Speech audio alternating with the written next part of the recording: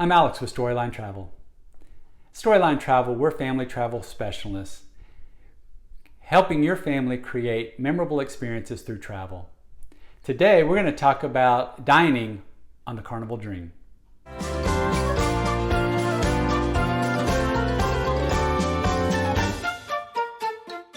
We're really glad you're here. This is going to be a fun episode as we talk about the food that we had while we were on the Carnival Dream.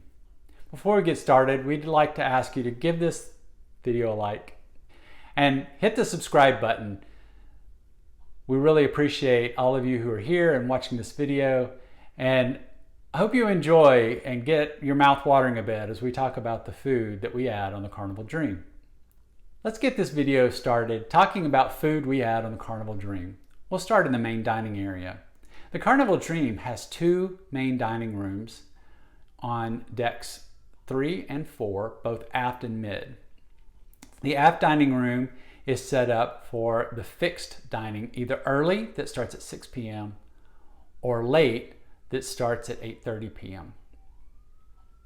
The mid dining room is for the My Time dining, and that is the dining room where you would check in, schedule more of a reservation style, and check in. Very unique experience that they have these two separate dining rooms. The advantage of having the separate main dining rooms, one for fixed time dining versus one for My Time dining, is that once we checked in the first night, we didn't really check in again. We could go straight to our table. It was always the same table, and we had the same wait staff. So by the second night, they had a much better handle on what we like to drink, the types of foods we like to eat, and we developed a relationship with them throughout the cruise, and it was great. They got to know our names, we got to know theirs, and had conversations back and forth, and it was really enjoyable.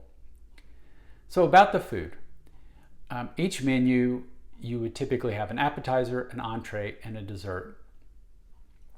There were some items on the menu that were fixed items or classic items that you had that would not change throughout the week, and other items that would rotate every night so that you had something a little bit different if you wanted. The food, for the most part, I'm going to say was mixed. For example, the first night that we ate, none of us enjoyed the food that we had. It was overcooked. Actually, most of it was overcooked. It didn't have great tastes. And we were a little worried, since this was an 8-night cruise, that if this was the quality of the food going forward, that we might not come back to the main dining area.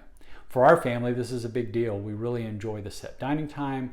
We really enjoy being served. It's part of the cruise experience for us. And we typically like to eat in the main dining area. So this first meal was very disappointing. However, after that first night, the remaining nights, the food was excellent, really stepped up. When we did have issues with the food, many times our servers knew before they even set it down. And there were a few times they did replace meals for us because maybe a piece of beef came out with too much fat, or an entree was served that looked more like an appetizer than an entree, and our servers took care of that before we even had a chance to say anything, and we had a proper meal brought to us. In addition to the main dining area, for dinner, which is set, there is breakfast served in the main dining area each day. But there are variations on the Carnival Dream that I'd like to point out. When you port, breakfast is offered earlier. It is a set menu, so it is the same breakfast every day.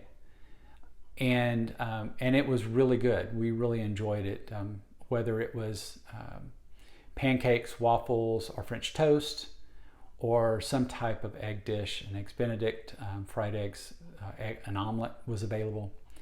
All of the food we found to be very good and plentiful for breakfast. The slight variation came that on sea days, Carnival has a sea day brunch. It's served a little later, so the dining room opens typically around 8:30 and it runs to noon. It is a slightly different menu, and so it gave us some variety As this cruise had 3 sea days, we had 3 chances to enjoy the brunch.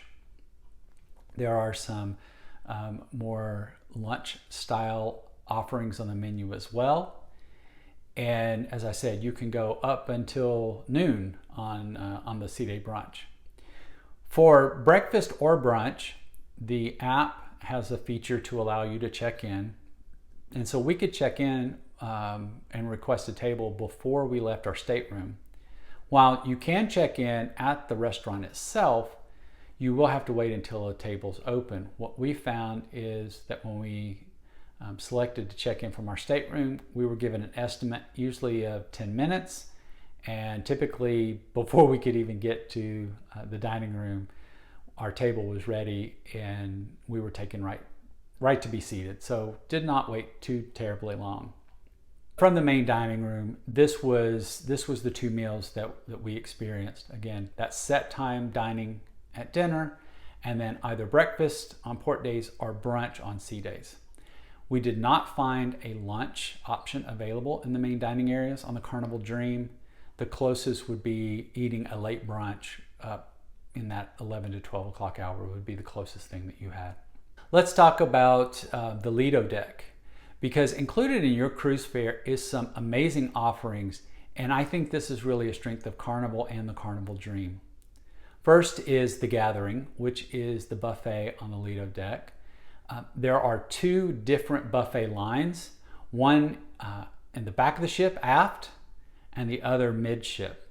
And what this really did was allow for shorter lines in that if one side of the ship had a longer line, typically you could go to the other and find that the lines were a bit more manageable.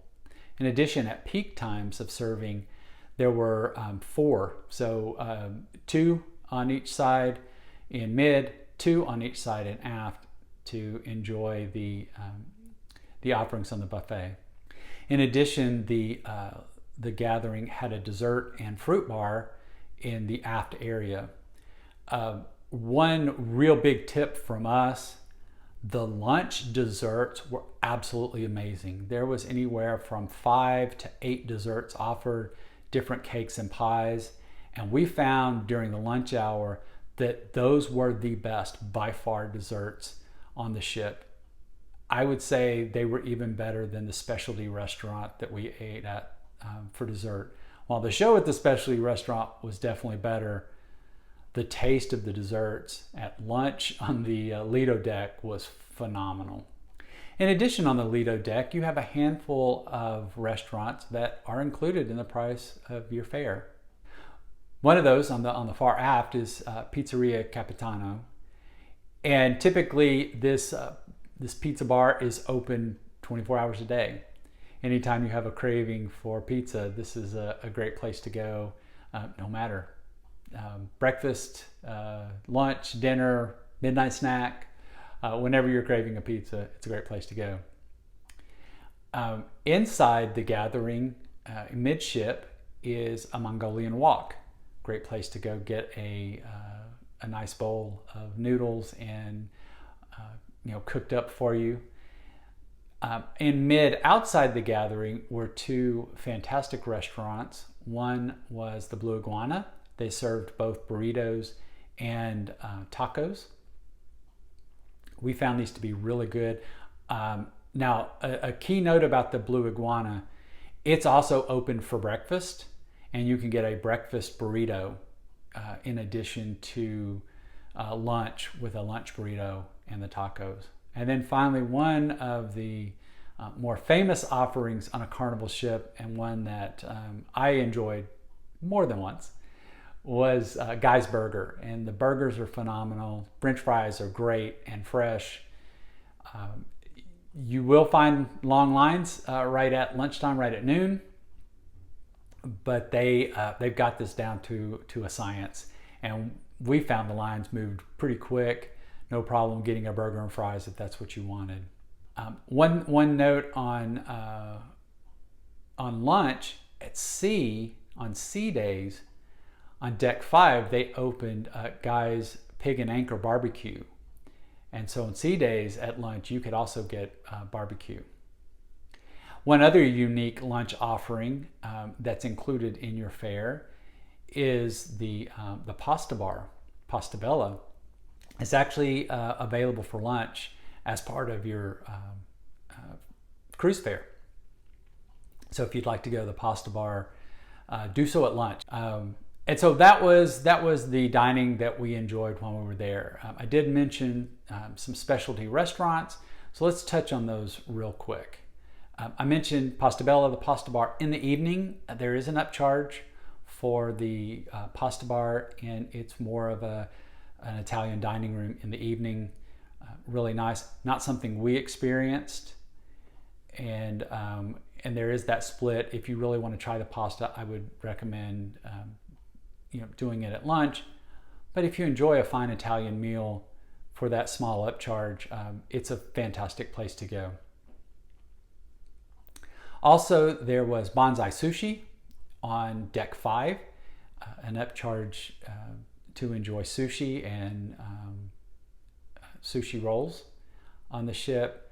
A beautiful little spot to sit down and enjoy your sushi or Japanese food.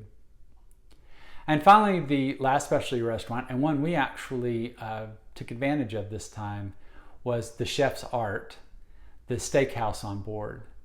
I can tell you that the steaks were absolutely phenomenal. In addition to the steak that we had, we picked one side. There was an appetizer we could choose before and a dessert that we chose after. So I highly recommend the steak. It was excellent. But it is quite an upcharge to go and eat in the steakhouse. In addition, an upcharge for the sushi or for the pasta. And you may want to try it, but maybe your traveling party doesn't. What do?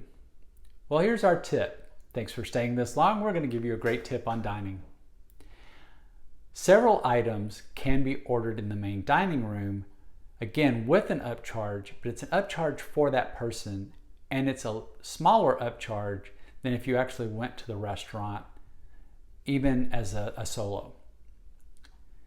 So we found that you could get lobster tail, a steak, lamb chops, or a sushi boat in the main dining room, again, for a smaller upcharge than going to the restaurant. And this allowed you to enjoy that specialty dining feature when maybe the rest of your dining party didn't want to do that.